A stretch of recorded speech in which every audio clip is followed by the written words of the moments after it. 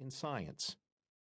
No wonder so few U.S. educated high school students go on to pursue STEM courses in college.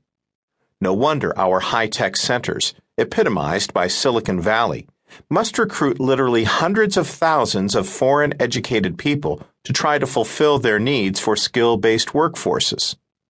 Even with that, huge gaps remain, which is why companies have to set up facilities overseas to meet their requirements. All of which, of course, begs the question, why don't our schools do a better job? It's not as if we don't know we have an enormous problem. Back in 1983, the state of education had gotten so bad that the then relatively new Department of Education released a report titled A Nation at Risk.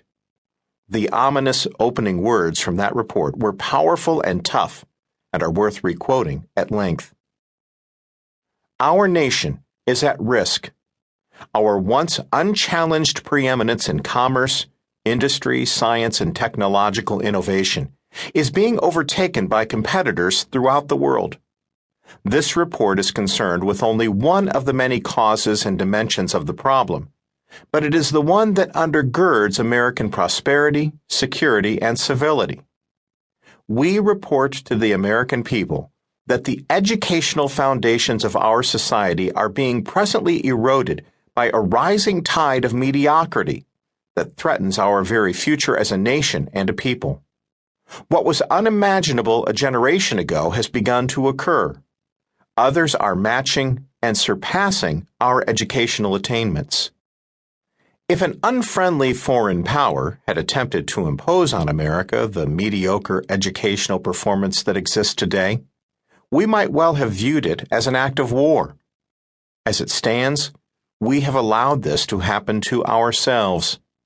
We have even squandered the gains in student achievement made in the wake of the Sputnik challenge. Moreover, we have dismantled essential support systems which helped make those gains possible.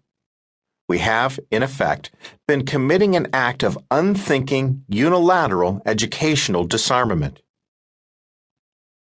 Our society and its educational institutions seem to have lost sight of the basic purposes of schooling and of the high expectations and disciplined effort needed to attain them. Alas, while we have poured immense sums into our education bureaucracies, these increased resources have had little or no effect. We experimented with reforms that were as bad in conception as they were in reality, and we continued to adjust down to mediocrity, or worse. As those numbers from the National Assessment of Education Progress attest, our students' scores over the past generations have been, as education expert Chester Finn Jr. put it, flat, flat, flat. We largely failed in fighting back against this rising tide of mediocrity. Mediocrity does not sustain itself. One is either advancing or sliding backward. It's been said that what goes on in a nation's classrooms will eventually work its way up to a nation's governance and economy. We see that. We live with that today. Of course, we have pockets of excellence in some of our nation's schools. Dr. Bertram and his team have been immensely helpful here. But they are pockets, not the norm. Too many of our students drop out of STEM fields, seeing them as boring or too difficult. And this aversion starts in the early elementary grades.